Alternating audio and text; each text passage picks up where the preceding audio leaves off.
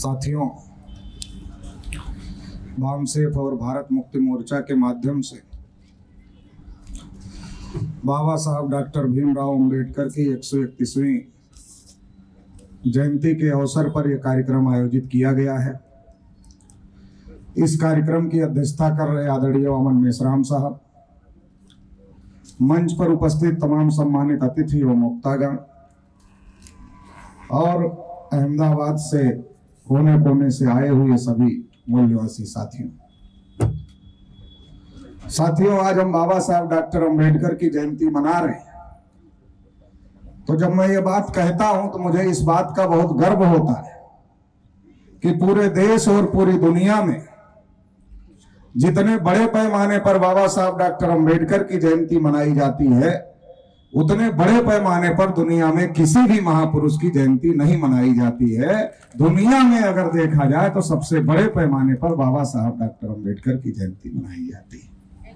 लेकिन वहीं दूसरी तरफ ये सवाल भी खड़ा होता है कि जिसके इतनी बड़ी संख्या में अनुयायी हैं और इतनी बड़ी संख्या में जिन महापुरुष की जयंती मनाने वाले लोग हैं, आज उन्हीं के संविधान को जलाया जा रहा है।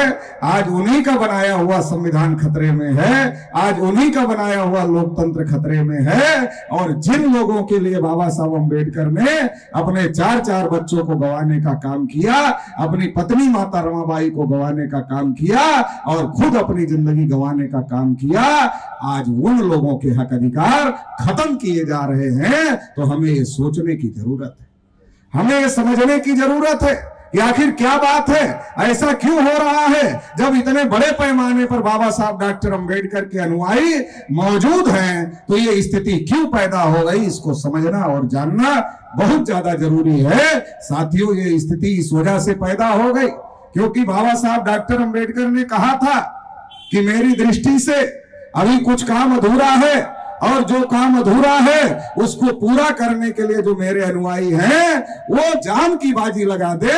जय जयकार करने के बजाय जान की बाजी लगा दे। जो अधूरा काम है उसको पूरा करने के लिए शायद वहां कोई कमी रह गई।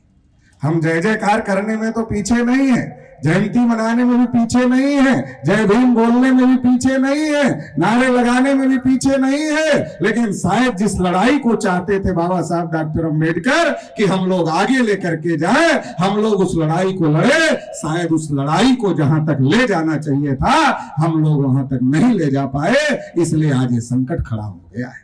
इसलिए इस बात को हम लोगों को जानने और समझने की जरूरत है। 18 मार्च 1956 को आगरा के रामलीला मैदान में बाबा साहब डॉक्टर अंबेडकर ने यह भी बात कही थी कि मुझे पढ़े लिखे लोगों ने धोखा दिया।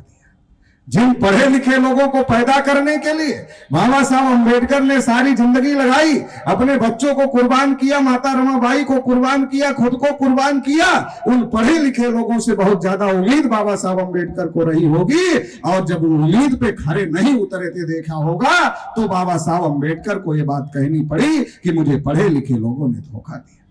साथियों, हमें समझने की जरूरत है, हमें सोचने की जरूरत है कि आज क्या कारण है कि जो लोग बाबा साहब डॉक्टर अंबेडकर के हक अधिकार को लेकर के बाबा साहब अंबेडकर ने जो संविधान में अधिकार दिया, उन अधिकारों को लेकर के ही समाज में आगे बढ़े हैं, उनका उपयोग कर रहे हैं। लेकिन आज वही लोग मनवादियों के झांसे में हैं, ब्राह्मणवादियों के झांसे में हैं, आरएसएस के झांसे में हैं, बीजेपी के झांसे में हैं और वो उनकी सरकारें बनाने का काम कर रहे हैं, जो संविधान को खत्म करने की कोशिश कर रहे हैं, जो लोकतंत्र की खत्म करने की कोशिश कर रहे हैं। उनके समर्थन में बहुत सारे लोग खड़े हैं जिन्हें संविधान का फायदा हुआ है, जिन्हें लोकतंत्र का फायदा हुआ है। तो कारण क्या है?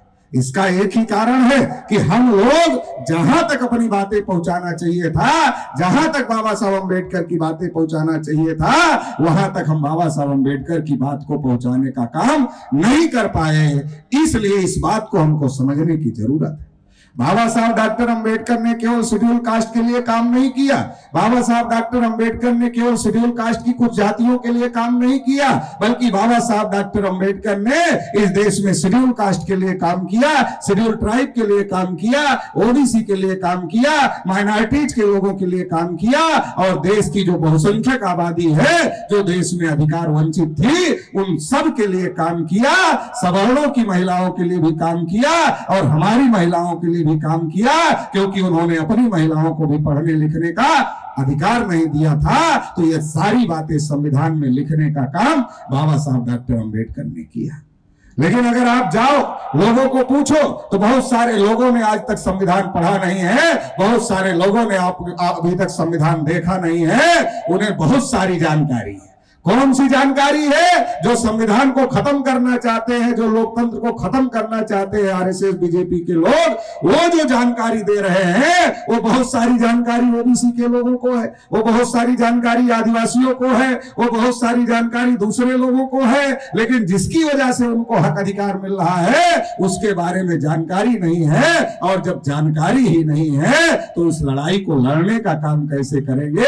इसलिए इस जानकारी को हर बहुजन समाज के व्यक्ति तक पहुंचाने की जिम्मेदारी भामसेठ ने उठाने का काम किया है। और मेश्राम साहब ने जो पिछले 45 सालों से कोशिश किया है उसका ये एक बहुत बड़ा नतीजा हुआ कि बहुत बड़े पैमाने पर आज शेड्यूल कास्ट के लोग, शेड्यूल ट्राइब के लोग, ओबीसी के लोग और माइनॉरिटी के लोग आज इस बात को जानने लगे, इस बात को समझने लगे कि बाबा साहब डॉक्टर अंबेडकर ने उनके भी हक अधिकार की लड़ाई लड़ी। नहीं तो पहले केवल एक ही नारा लगता था, दलितों का नारा है बाबा साहब हमारा है। तो जब पिछड़े वर्ग के लोग सुनते थे दलितों का नारा है बाबा साहब हमारा है, तो ओबीसी के लोग सोचते थे लग रहा है बाबा साहब हमारे नहीं है, माइनॉरिटी के लोग सोचते थे लग रहा बाबा साहब हमारे नहीं है, आदिवासी सोचते थे लग रहा बाबा साहब हमारे नहीं है। लेकिन भामसेठ के माध्यम से लगातार एससी एसटी ओबीसी माइनॉरिटी के अंदर जो प्रचार प्रसार किया गया, जो सही जानकारी दी गई, उससे ये बात अब समझ में आ रही। अब पिछड़े वर्ग के लोगों को भी ये बात समझ में आ रही है, ओबीसी समाज के लोगों को भी ये बात समझ में आ रही है कि अगर बाबा साहब डॉक्टर अंबेडकर ने संविधान सभा में ओबीसी के हक अधिकार की लड़ाई नहीं लड़ी होती तो ओबीसी को हक अधिकार नहीं मिलते। बाबा साहब ने लड़ाई लड़ी, ओबीसी के लोग गांधी के पीछे थे, नेहरू के पीछे थे, तिलक के पीछे थे। जो ओबीसी को हक अधिकार नहीं देना चाहते थे उनके पीछे ओबीसी के लोग थे, क्योंकि ओबीसी के लोगों को ब्राह्मणों ने समझाया था, ब्राह्मणों ने ओबीसी के लोगों को बताया था कि अंग्रेज चले जाएंगे तो तुम्हारी समस्याओं का समाधान हो जाएगा। हमारे ओबीसी के लोगों ने सोचा अंग्रेजों को भगा देते हैं और हमारी समस्याओं का समाधान हो जाएगा। बहुत बड़ी संख्या में जो ओबीसी समाज के लोग थे वो आजादी के आंदोलन में गांधी जी के साथ थे, नेहरू जी के साथ थे, तिलक जी के साथ थे और उन्होंने साथ दिया कि जब अंग्रेज चले जाएंगे तो हमको हमारे हक अधिकार मिल जाएंगे। लेकिन उस समय लड़ाई लड़ने वाले लोगों को जो बात पता नहीं थी वो बात भी उस समय भी ज्योतिबा फूले को पता थी, छत्रपति साहू महाराज को पता थी, बाबा साहब अंबेडकर को पता थी, पेरियार रामास्वामी नायकर को पता थी। और इसलिए ज्योतिबा फूले कहते थे कि जब अंग्रेज चले जाएंगे ब्राह्मणों का राज आ जाएगा और ब्राह्मण हम जैसे कुंभी किसानों के साथ में बराबरी का व्यवहार नहीं करेंगे, समानता का व्यवहार नहीं करेंगे। इसलिए ज्योतिबा फूले ने अपनी लड़ाई अलग रखी कि जब तक अंग्रेज भारत में है तब तक हमें ब्राह्मणों की गुलामी से आजाद होना है। छत्रपति साहू महाराज भी इस बात को समझते थे, इसलिए जो बात ज्योतिबा फूले कह रहे थे उसी बात को लेकर के छत्रपति साहू महाराज भी लड़ रहे थे और ये कह रहे थे मत जाओ गांधी का अंग्रेज के साथ, अंग्रेज चले जाएंगे और ये ब्राह्मण आजाद हो जाएंगे, ये तुमको गुलाम बनाने का काम करेंगे। ज्योतिबा फूले समझ रहे थे, साहू महाराज समझ रहे थे, बाबा साहब अंबेडकर समझ रहे थे। इसलिए बाबा साहब अंबेडकर ने सवाल खड़ा किया था कि गांधी और कांग्रेस के लोगों को पूछो ये देश की आजादी की लड़ाई लड़ रहे हैं या फिर देश के लोगों की आजादी की लड़ाई लड़ रहे हैं? पूछो इनसे। 15 अगस्त 1947 को अंग्रेज चले गए, देश आजाद हो गया, मगर जो देश के लोग हैं एससी एसटी ओबीसी माइनॉरिटी वो आज तक आजाद नहीं हुए, क्योंकि ये अंग्रेजों के खिलाफ जो लड़ाई थी ये हमको अधिकार वंचित करने की लड़ाई थी, हमको अधिकार देने की लड़ाई नहीं थी। क्योंकि अंग्रेजों के पहले इस देश में मुगल थे और मुगलों के पहले इस देश में यूरेशिया से चलकर ब्राह्मण आए थे और ब्राह्मणों ने इस देश में पिछड़े वर्ग के लोगों को, ओबीसी समाज के लोगों को शूद्र बनाने का काम किया, शेड्यूल कास्ट के लोगों को अछूत बनाने का काम किया।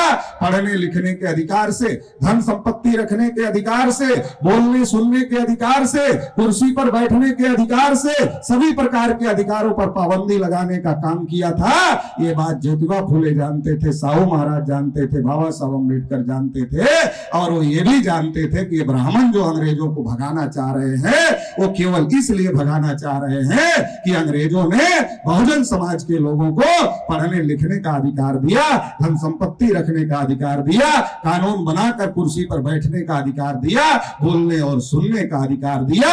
मतलब जो ब्राह्मणों की हजारों साल की गुलामी थी हमारी, उसको अंग्रेजों ने तोड़ने का काम किया। इसलिए अंग्रेजों को भगाना चाहते हैं ताकि फिर से गुलाम बना लिया जाए। और वही बात हुई जब देश आजाद होने को था, सरदार पटेल को देश का पहला प्रधानमंत्री बनना था, सरदार पटेल के पास बहुमत भी था, लेकिन गांधी जी ने सरदार पटेल को देश का पहला प्रधानमंत्री नहीं बनने दिया, क्योंकि गांधी जी को ये पहले से पता है था कि हमें तो ब्राह्मणों की आजादी की लड़ाई लड़ना है, हमें तो देश पर ब्राह्मणों का कब्जा कराना है। किसी भी मामले में नेहरू सरदार पटेल से आगे नहीं थे, किसी भी मामले में आगे ना होने के बावजूद भी गांधी जी ने वीटो पावर का इस्तेमाल किया और सरदार पटेल को प्रधानमंत्री नहीं बनने दिया और नेहरू को देश का पहला प्रधानमंत्री बनाया। ओबीसी के लोगों ने आजादी की लड़ाई में बहुत कुर्बानी दिया, लेकिन एक भी ओबीसी को संविधान सभा का टिकट गांधी जी ने और नेहरू ने नहीं दिया। और जब संविधान सभा में ओबीसी के लोग थे ही नहीं तो ओबीसी के हक अधिकार की लड़ाई संविधान सभा में लड़ने का काम कौन करता? कोई ओबीसी के हक अधिकार की लड़ाई लड़ने वाला नहीं था। और जब कोई ओबीसी के हक अधिकार की लड़ाई लड़ने वाला संविधान सभा में नहीं था तो बाबा साहब डॉक्टर अंबेडकर ने संविधान सभा में ओबीसी के हक अधिकार की लड़ाई लड़ी और बहुत सारा विरोध होने के बावजूद भी आर्टिकल 340 संविधान में लिखने में बाबा साहब डॉक्टर अंबेडकर कामयाब हो गए। अगर संविधान में आर्टिकल 340 नहीं आता तो कालेलकर कमीशन नहीं आता, मंडल कमीशन नहीं आता, और आज जो ओबीसी के लोगों को 27% आरक्षण मिल रहा है, ये 27% आरक्षण भी ओबीसी को नहीं मिलता। 27% आरक्षण की जड़ में मंडल कमीशन है, मंडल के पहले कालेलकर कमीशन है और कालेलकर के पहले बाबा साहब अंबेडकर ने जो संघर्ष करके आर्टिकल 340 भारतीय संविधान में लिखने का काम किया वो है। तो ये बात भी ओबीसी के लोगों को बताने की जरूरत है। आदिवासियों को ये बात भी बताने की जरूरत है कि संविधान में बाबा साहब अंबेडकर ने 5वीं और 6ठी अनुसूची लिखा और 5वीं और 6ठी अनुसूची के अनुसार जिस इलाके में आदिवासी रहते हैं वहां के जल पर, वहां के जंगल पर, वहां के जमीन पर आदिवासियों का अधिकार है। ये बात भी बाबा साहब डॉक्टर अंबेडकर ने संविधान में लिखा। और माइनॉरिटी के लोगों को भी ये बात बताने की जरूरत है कि बाबा साहब डॉक्टर अंबेडकर ने संविधान में लिखा कि धर्म के नाम पर, क्षेत्र के नाम पर, लिंग के नाम पर, भाषा के नाम पर किसी के साथ कोई भेदभाव नहीं होगा। इसका मतलब ये है कि इस देश में जो अधिकार वंचित लोग थे, जो हजारों साल से सताए गए लोग थे, जो दबाए गए लोग थे, उनको आगे लाने के लिए संविधान में पूरी की पूरी व्यवस्था बाबा साहब डॉक्टर अंबेडकर ने किया। लेकिन आज हमारी एक बहुत बड़ी समस्या पैदा हो गई।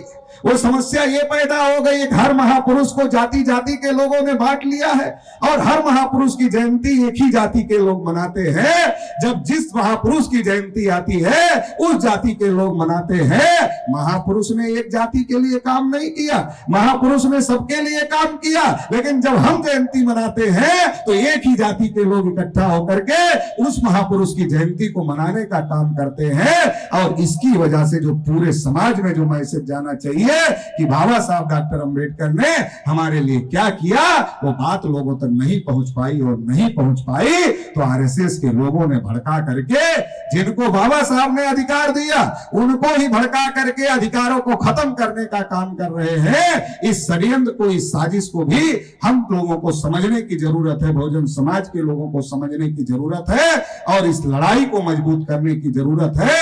क्योंकि अभी आज की तारीख में अगर ये बात देखा जाए तो जो ज्योतिबा फुले कहते थे कि ब्राह्मणों का कब्जा हो जाएगा, साहू महाराज कहते थे ब्राह्मणों का कब्जा हो जाएगा, बाबा साहब डॉक्टर अंबेडकर कहते थे ब्राह्मणों का कब्जा हो जाएगा, पेरियार रामास्वामी नायकर कहते थे कि गांधी और कांग्रेस के नेतृत्व में जो लड़ाई चल रही है इससे देश में डेमोक्रेसी नहीं आएगी, ब्राह्मणोक्रेसी आएगी। तो ये सारी बात जब पंडित जवाहरलाल नेहरू देश के प्रधानमंत्री बने तो ये बात सही साबित हो गई और जाति आधारित गिनती को पंडित जवाहरलाल नेहरू ने रोकने का काम किया, ओबीसी की गिनती को रोकने का काम किया। क्योंकि पंडित जवाहरलाल नेहरू ने सोचा कि अगर जाति आधारित गिनती होगी, ओबीसी की गिनती होगी, तो हर जाति की संख्या पता चलेगा, हर जाति के कितने लोग कहां शासन प्रशासन में है इसका पता चलेगा, किसके पास कितना विकास किसका हुआ इसका पता चलेगा। और अगर इसका पता चलता रहा तो यह भी पता चलेगा कि ब्राह्मणों की संख्या देश में 3.5% है, और 3.5% संख्या अगर ये पता चल गया तो जो बहुसंख्यक लोग हैं वो 3.5% के लोगों को चुनाव जिताने का काम क्यों करेंगे, प्रधानमंत्री बनाने का काम क्यों करेंगे। ये बात नेहरू को समझ में आती थी, इसलिए नेहरू ने जाति आधारित गिनती को रोकने का काम किया। बाबा साहब अम्बेडकर ने जब कहा कि ओबीसी के लिए आयोग बनाओ तो नेहरू ने आयोग नहीं बनाया, और जब नेहरू ने आयोग नहीं बनाया तो बाबा साहब डॉक्टर अम्बेडकर ने अपने कानून मंत्री पद से इस्तीफा दिया। जो इस्तीफा दिया उसमें एक बड़ा कारण, नेहरू ओबीसी के लिए आयोग नहीं बना रहे हैं, इससे मैं दुखी होकर इस्तीफा दे रहा हूं, ये बात भी बाबा साहब अम्बेडकर ने लिखने का काम किया। तो आज कितने ओबीसी के लोगों को यह बात पता है कि बाबा साहब डॉक्टर अम्बेडकर ने ओबीसी के लिए आयोग नेहरू नहीं बना रहे थे, इसके लिए इस्तीफा दिया। ये बात अगर ओबीसी के लोगों को नहीं पता है तो ये पहुंचाने की जिम्मेदारी किसकी है? जो बाबा साहब अम्बेडकर को जानने वाले लोग हैं, पढ़ने वाले लोग हैं, मानने वाले लोग हैं, उनकी जिम्मेदारी है कि वो इस बात को ओबीसी समाज तक पहुंचाने का काम करें। आज ओबीसी के बहुत बड़े बड़े नेता हैं, गुजरात के नरेंद्र मोदी जी भी है जो कि देश के प्रधानमंत्री हैं, वो भी अपने को ओबीसी कहते हैं, और ओबीसी के विधायक बहुत है, सांसद बहुत है, बहुत सारे मंत्री भी हैं। लेकिन मैं तो किसी को इस्तीफा देने को नहीं कहता, क्योंकि मैं जानता हूं इस्तीफा देने की तो औकात ही उनकी नहीं है, वो इस्तीफा दे नहीं सकते हैं। मैं तो केवल इतना कहता हूं, अरे बोलो, देश में जानवरों की गिनती हो रही है, कुत्तों की भी गिनती हो रही है, हिजड़ों की भी गिनती हो रही है, मगर ओबीसी लोगों की गिनती नहीं हो रही है। तो बोलो तो कम से कम, मगर बोलते भी नहीं। बाबा साहब डॉक्टर अम्बेडकर ने जब पूना पैक्ट किया था तो पूना पैक्ट मजबूरी में गांधी जी के साथ किया था। तो बाबा साहब अम्बेडकर ने कहा कि पूना पैक्ट से जो विधायक और सांसद चुनाव जीतकर ज्वाइंट इलेक्टोरेट से जाएंगे वो दलाल पैदा होंगे, भड़वे पैदा होंगे, कुत्ते पैदा होंगे। और बाबा साहब अम्बेडकर ने कहा ये जो कुत्ते पैदा होंगे ये भौंकने वाले कुत्ते नहीं होंगे, काटने वाले कुत्ते नहीं होंगे, ये तलोए चाटने वाले और मालिक के सामने दुम हिलाने वाले कुत्ते पैदा होंगे। तो ये बात समझ में आ गई कि शेड्यूल कास्ट के जो विधायक सांसद चुनाव जीत कर जाते हैं वो नहीं बोल रहे हैं, बात समझ में आ गई। आदिवासियों पर भी पूना पैक्ट थोप दिया गया, ज्वाइंट इलेक्टोरेट लागू कर दिया गया, वो भी नहीं बोल रहे हैं, बात समझ में आ गई। लेकिन ओबीसी के लोग तो जनरल सीट पर चुनाव जीत कर जा रहे हैं, इनको तो रिजर्वेशन नहीं है, इन्हें कौन सी मजबूरी आ गई ये नहीं बोल रहे हैं। तो इन्हें पार्टी अनुशासन के नाम पर गुलाम बना लिया गया, और पार्टी का जो लाइन होगी उस लाइन से हटकर अगर बोलेंगे तो इनकी सदस्यता खत्म हो जाएगी।